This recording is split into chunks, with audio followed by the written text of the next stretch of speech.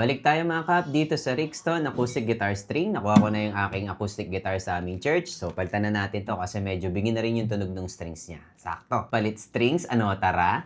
Pag bumili kayo ng set ng acoustic strings, meron siyang dalawang freebie na pang strumming na pick. Manipis lang. Yung gauge na to, 1047. Lahat ng strings pala ay may separate na plastic and may label na rin siya. Wagan lang muna natin yung mga strings.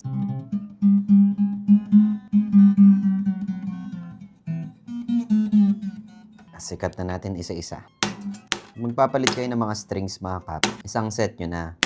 Kasi parang magpapalit lang din ng gulong sa sasakyan yan eh. So para pare-parehas ng age ng tunog ng tone niya. So may lifespan lang din kasi itong tone ng ating strings. So pag iba-iba siya, syempre, expect natin hindi pantay-pantay yung quality ng tunog.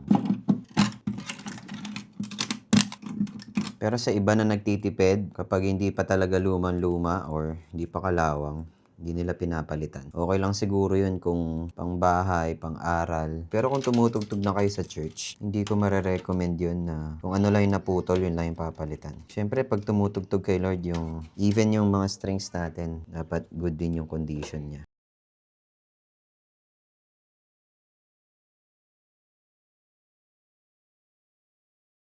Ito yung guitar tuner na ginagamit ko ngayon, Kap. Yung Aroma AT102 tuner. Galing to sa Fermata. I-link ko na lang din dyan sa Yellow Basket kung kailangan mo rin ito. Itono na muna natin yung gitara.